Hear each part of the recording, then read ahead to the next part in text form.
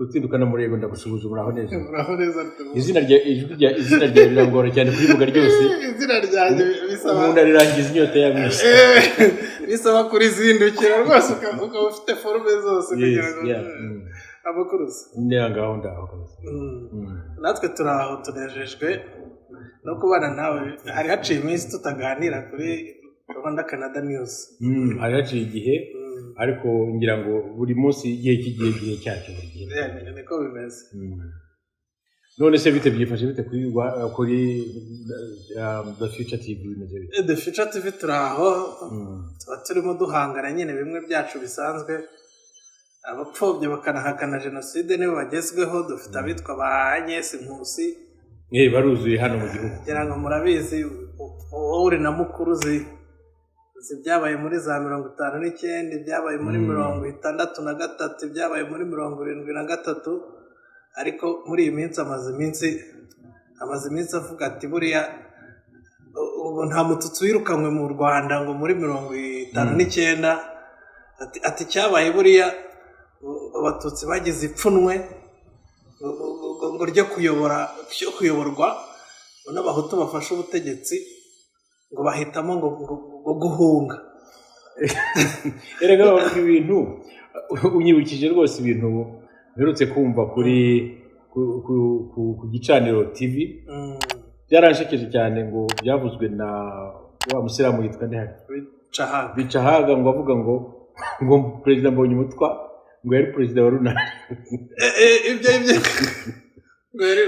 kandi ngo aravugira ngo ukuri nyakuri amateka nyakuri ni ikibazo dufite muri iyi minsi gikomeye cyuko abantu baritwikira ibyo bita amateka nyakuri ahubwo bakaza kuyobya abanyarwanda no kubaroga babashyiramo propaganda zabo z'ubuterahamwe n'ubugome bwo gushaka kugoreka amateka nkana kugira ngo bahishire ubugome bakoze ubutindi bakoreye abatutsi hano mu Rwanda mu kugoreka ayo mateka kandi nta kindi baba bagamije ni ukugira ngo aho kugira ngo abantu bayigireho kugira ngo tutazongera kugwa mu bibazo yaduteje ni ukugira ngo tuzayasubiremo nibyo bagamije ahubwo rero uyu munsi abo turabamenyereye ari abo banyese ari abo bondi ntari za Kagoma tumaze kumenyera ibyo bavuga uyu munsi rero nkaba nagutumiye nk'inararibonye umenyereye itangazamakuru kandi utuye muri iki gihugu wenda twe tuhaza tugenda ariko urahaba ibyo numvise muri iyi minsi binyuranye n'ibyo bihindira dutuye twumva iyo byageze mu buyobozi ubwo mbikurije ko duherutse kumva umwe mu bayobozi b'iki gihugu uri muri parlement y'igihugu watowe n'abaturage witwa Habineza amagambo yavuze uyu yateze amatwi uruhu rukorosoka umuntu akiyandagaza ati abantu bose bari hanze batari mu gihugu baba bafite intwaro batazifite ndasaba leta y'u Rwanda ko yicarana nabo bakagirana imishyikirano ibyo bintu ntabwo bivugwa na Nyesi bivugwa na Nahimana bivugwa na Bicahaga abo twarabamenyereye none se nkawe umusesenguzi uba mu itangazamakuru muri iki gihugu bigenda bite iyo ibintu nk'ibyo bivuzwe n'umuntu watowe n'abaturage uri muri parlement y'igihugu yicaranye n'abandi ba parlementaire nkawe ese twebwe nka rubanda ibyo tuzajye tubifata dute tubyumve dute ese umuntu yakwibaza ko bagenzi be bazamubaza batese ibyo atari ko wiyamamaza iyo atari yo topic wari ufite ijite ubu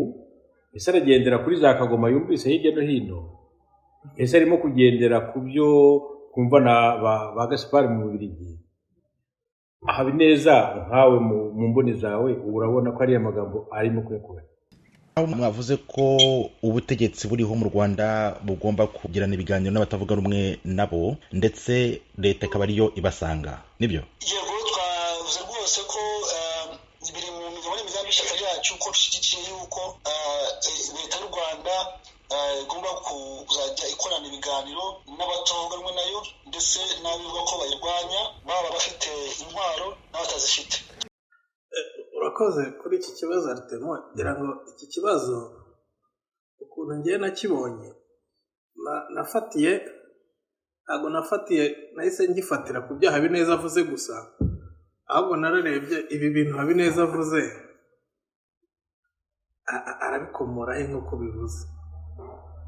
Ese ibi bintu avuga u Rwanda, leta y'u Rwanda ikwiye kuvugana n'abatavuga rumwe nayo, nawe ari no mu nteko, nkahita nibaza ese uyu nguyu ko ari mu nteko ishinga amategeko y'u Rwanda akaba yiyita utavuga rumwe na leta, ese yavuganye iki na leta kugira ngo abe yicaye mu nteko?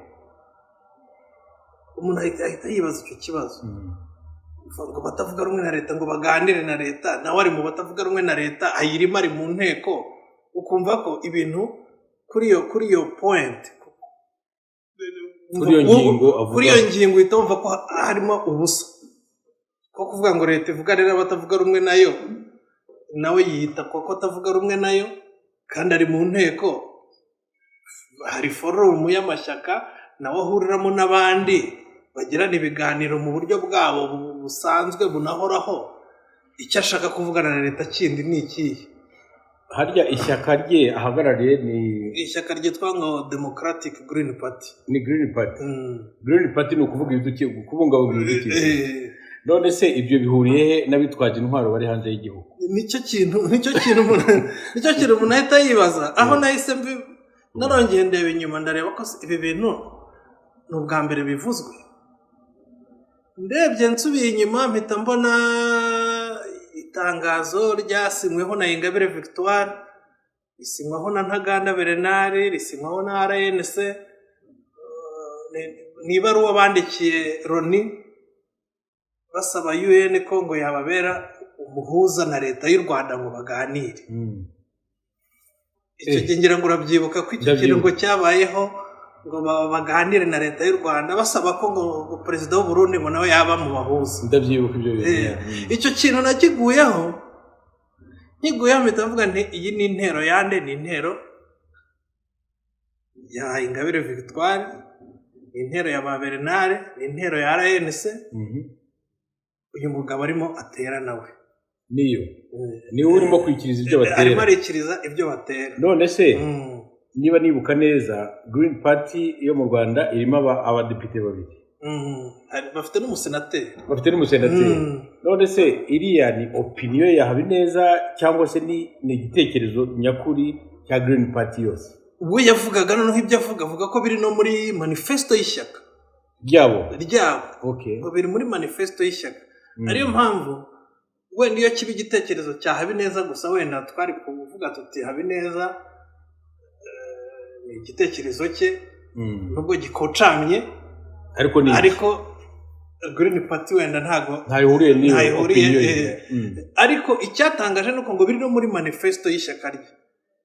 Akaba avuga ngo u Rwanda ruganire ngo n'imitwe yitwaje intwaro ngo nidatwaje intwaro, kuko twaramaje Habineza ikigaragara nuko wahindutse umuvugizi w'abajenosideri, kuko umutwe tuzi witwaje intwaro urwanya u Rwanda uri ku isonga, kuko hari indi uri ku isonga ni FDLR igizwe n'abajenosideri basize bahekuye u Rwanda.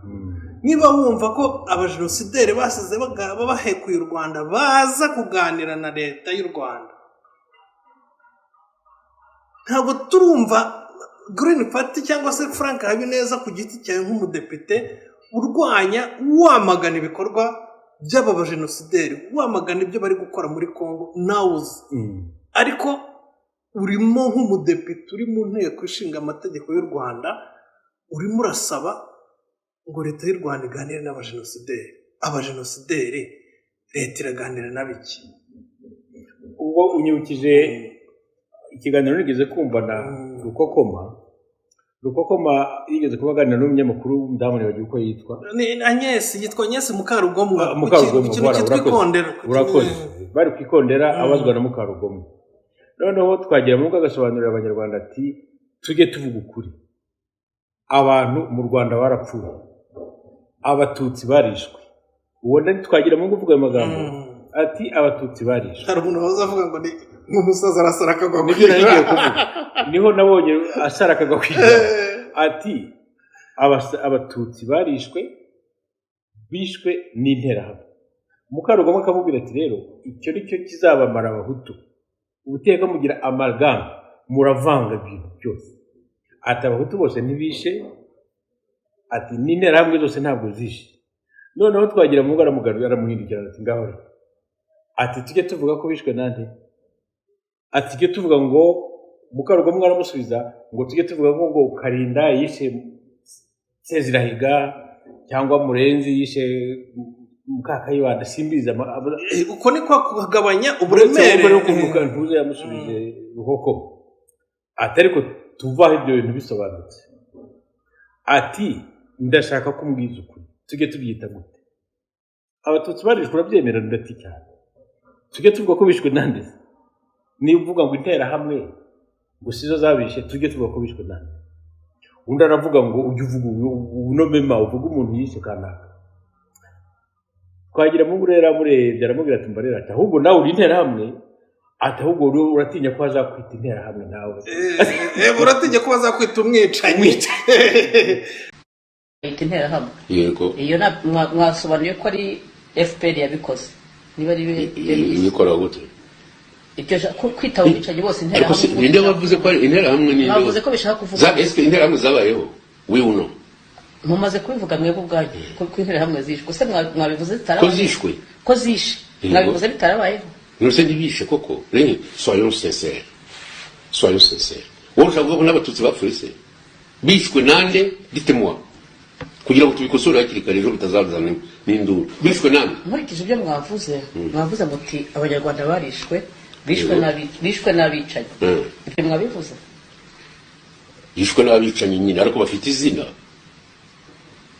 Nzo twari tuvuga bane, tuvuye ko abatutsi bishwe n'abahutu, okay? Tuvuye ko n'abahutu bishwe n'abatutsi. Nibyo mushaka? hagombye iyo mvugo kumbitekereza, imvugo ko abahutu bishe abatutsi, ko abatutsi bishe abahutu, imvugo ikomatanya abahutu bose ntibishe, ni turabizi interahamwe zose ntizishe. icyo nicyo kirimo, abahutu bose ntibishe. je suis d'accord avec abahutu bose ntibishe, interahamwe zose ntizishe. none se yishe bande? ahubwo iryo komatanya naryo rigenda ritwica. njyewe numva nta kintu bibatwaye keka uvuga ko uri interahamwe ukavuga uti yewe ndarengana sindi muri abo ngabo. franchement n'aba rero barimo kwitwikira ibintu biri flu. uri muri Green Party urimo gusabira abantu bamaze abantu ngo nibaze bitirane na leta iyoboye u Rwanda yunamo y'icumu isigasiye amahoro muri iki gihugu. abo iyo tebo bazayicaraho bavuga iki? nicyo kibazo. noneho Habineza igisekeje kigaragaza ko ari umuntu udafite ikintu ashingiyeho, ari umuntu cyangwa se babwiye bati vuga sha dushyigikire wowe turebe ukuntu tubigenza, kuko akabikora atabitekerejeho. yagize atya bamaze kumubwira bati ko ukuyemo ngo abajenosideri ntibarimo, niko yavuze. none se niba abajenosideri batarimo nyakugira Imana Habineza honorable, hasigayemo bande?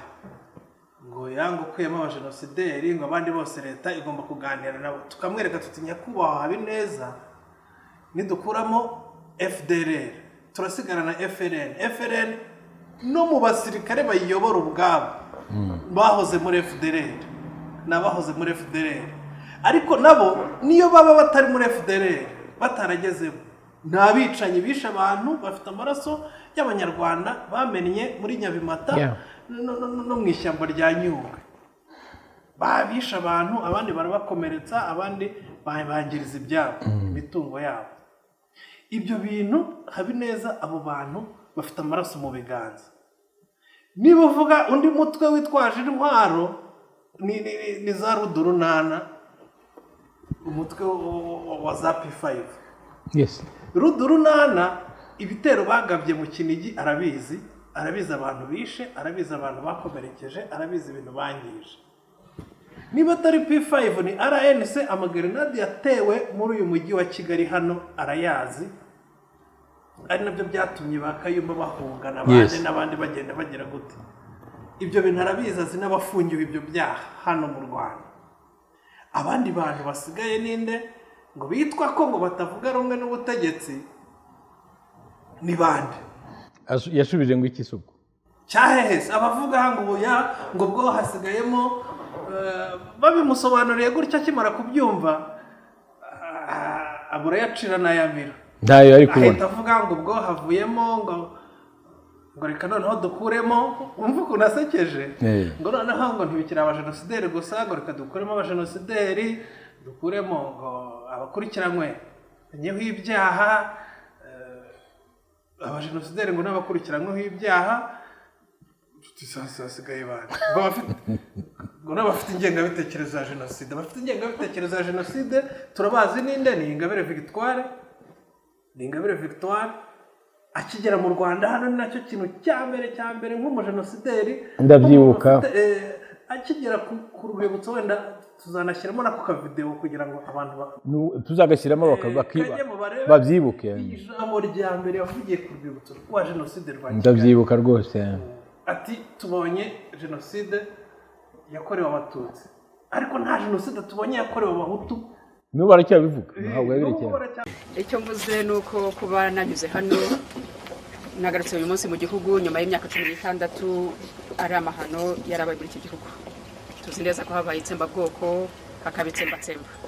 Ntabwo rero nari kugaruka nyuma y'imyaka 16 mu gihugu cyabayemo ibikorwa nk'ibyo mu gihe ntari mpari, ngo ndyame nsinzire ntabanje kunyura aho ibyo bintu byabereye, ngo mbanze mparebe hasuri.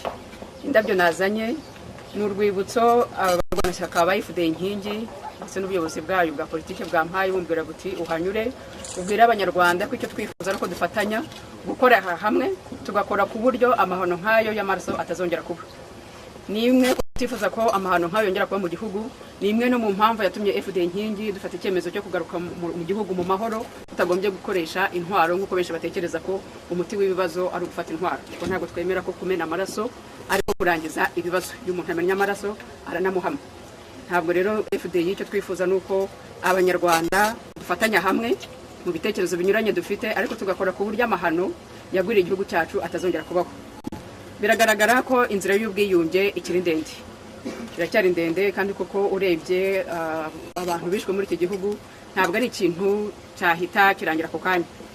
Nanone niyo urebye usanga nta ngamba ya politike ihari ifatika yo gufasha abanyarwanda kugera ku bwiyunge, kuko nk'ubu hano turareba kuri uru rwibutso ruragarukira mu by'ukuri ku bantu bahitanywe n'itsembabwoko ry'Abatutsi. Haracyari uruhare rundi rw'itsembatsemba ryakorewe Abahutu, kuko nabo barababaye, abantu babo bishwe, nabo baravuga bati mbese ibyacu byo bizagerwaho.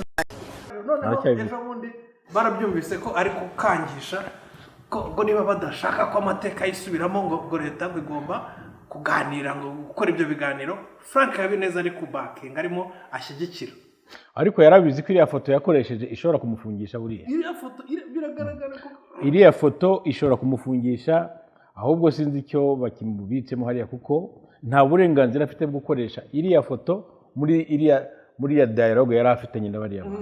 Ntibishoboka. Kiriya nicyo nyine ni kwa kundi batanga ubutumwa mu buryo burendirekite, ngo ntidushaka ko amateka yisubiramo, ahubwo nibyo yasaba ngo yisubiremo. Ahubwo amateka ashaka ko yisubiramo nayo ngayo ngo nibataganira. Ni ibintu abantu bahita babona bitewe n'amashusho, biragaragara cyane. None se Ruti, nk'umuntu umenyereye rwose ibintu byo muri iki gihugu byerekeranye n'itangazamakuru bifitemo uburambe, ko niba nibuka neza buri shyaka ryose ryiyamamaje rigatorwa rikajya mu butegetsi, akenshi na kenshi baba bafite manifesto yabo.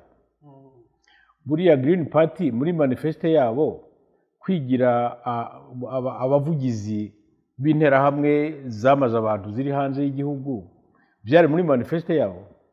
Ni ibintu na Frank Habineza ubwe anatangira icyo gitekerezo yivugiyeho ubwe ko ari ibintu ngo biri muri manifesto yabo.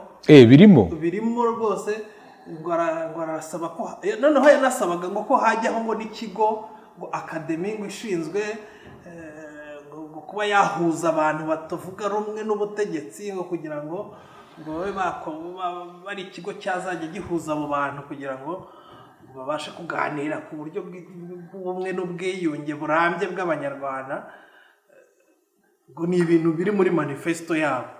Ahubwo n'igitangaje ni uko nyuma yo kubona ko abantu bagenda bamubwira bati ariko ibintu uri kuvuga nta shingiro bifite, ibintu uri kuvuga ni ugukorera ubuvugizi abajenosideri, ni ugukorera ubuvugizi abanyabyaha basize bakoreye igihugu amahano.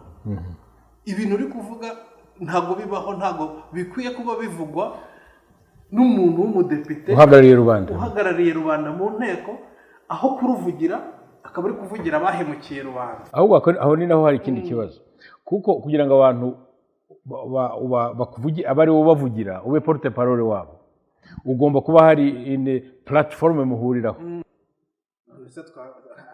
ngira ngo wamubona akamubaza icyo kibazo, donc bafite kanari barimo kuvuganiraho, bakaba baramubwira bati reka tugutume utubwirire u Rwanda ko dushaka iyo dialogue, noneho ubu niwe porte parole uri officiel, nta kintu w'abanyarwanda bamutoye, ubu ni porte parole w'abantu bari hanze bitwaje intwaro. Ntituramubona yamagana, ntitwigeze niba hari ahantu yabikoze ababibonye bazaze banyomoza.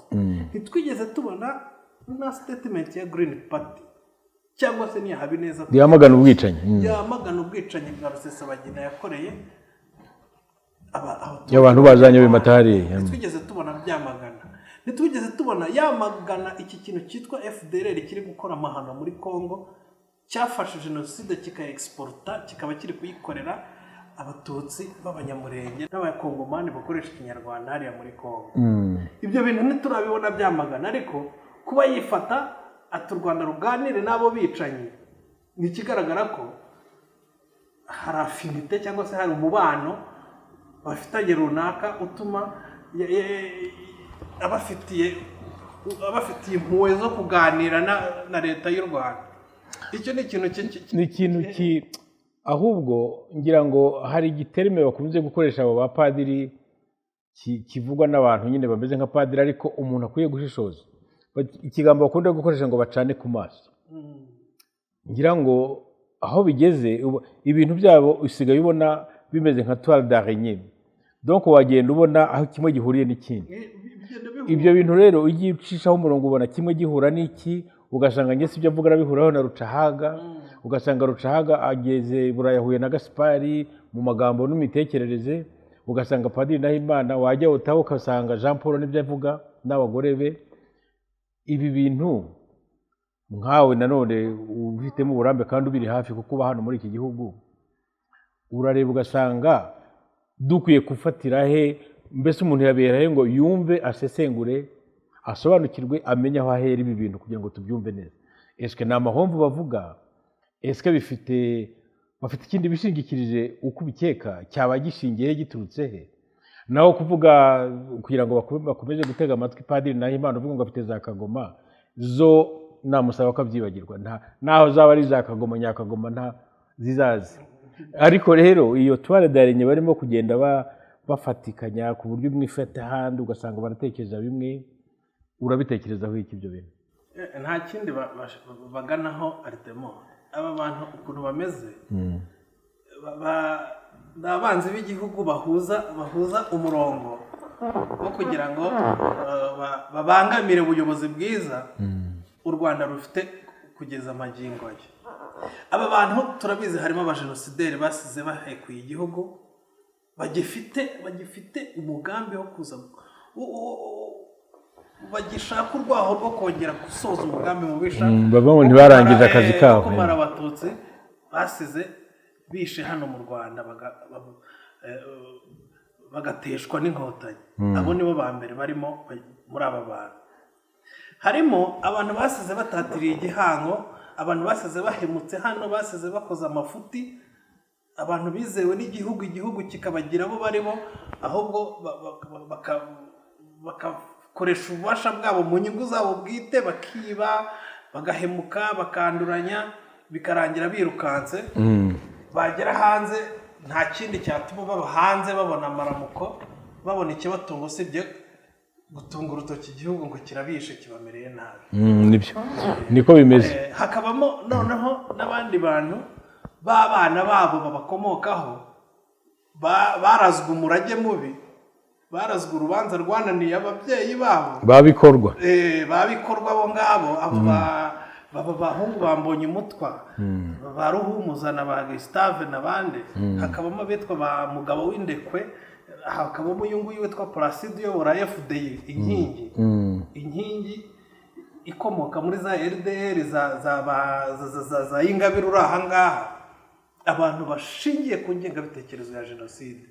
Abo nibo bantu bose bihuza, harimo bandereye b'interahamwe bishe abantu bizwi hariya muri Zari, hakabamo abitwa ba Marcel bishe abantu muri Cyangugu muri Simerwa, bose babibumbiye muri za FDI. Ugasanga abo bantu bose nibo biteranya hakazamo n'uyu musazi Nahimana wa Kagoma bose ikintu kibahangayikije cyangwa kibashishikaje ugati uyu mugabo uyoboye igihugu cy'u Rwanda akomeje kukiyobora, ari kukiganisha ahantu heza, arimo aragiteza imbere, arimo aragiha isura nziza mu ruhando rw'amahanga, abaturage bari kurushaho kumwibonamo uko bwije uko bukeye. Igihari ni uko tugomba baracyakomeza kumwizera, baracyamusaba ko yakomeza no kubayobora n'ikindi gihe ntarabitwemerera wenda ngo bamutangaho n'umukandida muri 2024, ariko abanyarwanda benshi barabyifuza ko yakomeza akabayobora. Ibyo rero nibyo biri kubarya mu mutwe, bakavuga bati tugomba guteza akaduruvayo muri kiriya gihugu, tugomba guteza umutekano muke, tugomba kumena amaraso muri kiriya gihugu, kugira ngo tugomba gukora ibishoboka kugira ngo Perezida Kagame utuyoboye ubu ngubu abaturage bamwange cyangwa se babone ko hari ibyo atabashije. niyo mugambi kandi uwo mugambi mubisha ntawe bazageraho, kuko abanyarwanda bazi ba kera nabo ntaho cyo bapfana, ntaho bahuriye, ntago bizakunda ibyo bashatse babyibagirwa. U Rwanda rwarahindutse, sinawe bivuga, turabibona twese ko rwarahindutse, yaba mu mitekerereze y'abarutuye, yaba mu migirire no mu migenzereze ya buri munsi y'abaturage barwo. Bavuye ahantu habi, twavuye ahantu habi, bantu mudukurikiye, isi yose irabizi, yaraturebereye dupfa, turazuka tugeze ahantu ho kwizerwa, kandi nta muntu upfa kabiri, ntawe upfa kabiri, tugeze ahantu heza ho kwizerwa. Isi irimo iratugana ubu, no kubona aba bantu barareba bakabona u Rwanda ruyoboye francophonie, niwo mujinya bafite n'ubu, bakabona u Rwanda at the same time u Rwanda ruyoboye francophonie, ruyoboye CHOGM, ruyoboye commonwealth, bakavuga bati ni gute uru Rwanda twifuriza inabi, uru Rwanda twirirwa dusebya, uko rwifuriza inabi niko rutera imbere, niko rugenda rugaragaza indi sura ihabanye niyo. Nicyo kintu rero kiba, niyo mpamvu ni ukubera ko burya si amashuri abara, si ubutaka bwuzuyemo zahabu na diyama bukora. Ikintu cyitwa leadership iyo cyabuze mu gihugu icyo ari cyo cyose, ibyo cyaba gitunze ibyo ari byo byose kirasenyuka byanze bikunze. U Rwanda rero rufite ubuyobozi bwiza, rufite leadership isi yose itinya yubaha.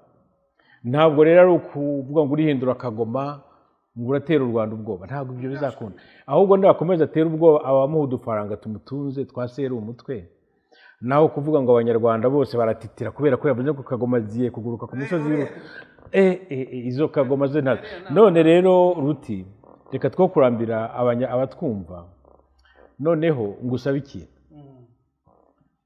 nkuko natangiye mbikubwira, wowe uri hafi y'ibi bintu bibera aha muri iki gihugu, twe turaza tukagenda, ariko wowe urahaba urabikurikirira hafi na hafi. Nkaba ngira ngo nsabe abatwumva bose muduhe ibitekerezo byanyu kuri iyi ngingo tuvuzeho y'umuyobozi twitoreye witwa Habineza. Muri comments zanyu ndabasabye mutubwire ibitekerezo uko mutekereza uriya muntu, uko ndetse n'abagenzi be bakorana muri parliament, wenda niyo batatubwira amazina ariko bakaduha comments zabo, tukamenya uko twe twifata nk'abanyarwanda. Twaramutoye, abari mu ishyaka rye nibo bamutoye, ariko n'abanyarwanda baramutoye.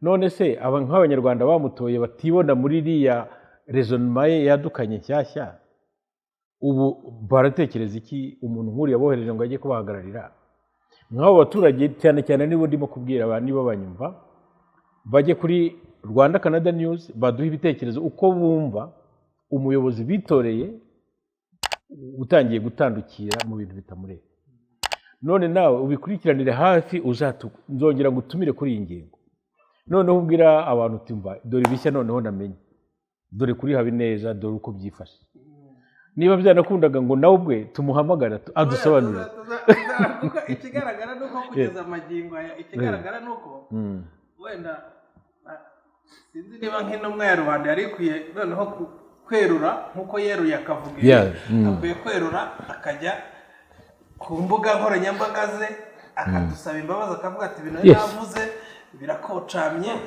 rwose mumbabarire bidahura rwose nimutubabarire mubabarire ishyaka ryacu rya Green Party n'ibi ngibi nabonye bavuga ko bagiye kubikura muri manifesto yabo babivanemo ariko ntibihagije umuntu dusabe imbabazi twebwe nk'abanyarwanda twabyumvise kuko ntabwo twanezejwe nk'abantu dutanga imisoro ivamo umushahara wa Habineza akaba yumva ko dukwiye kunegosiya n'abanzi n'abaduhemukiye n'abatugiriye nabi badashaka no kwicuza ahubwo bagishaka no gukomeza ni ibintu rwose twagaye twanenze bidakwiye kuvugwa n'umuntu noneho no mu nteko ishinga amategeko turizera ko zabikosora kandi bikabera n'isomo n'abandi bashobora kuba batekereza nkawe bakamenya ko bari mu murongo mubi ko bari mu buyobe bakikosora ubuzima bugakomeza urakoze cyane ndasaba abantu bari kumwe mu ishyaka rye batowe wambwiye ko hari undi mu parlementaire bari kumwe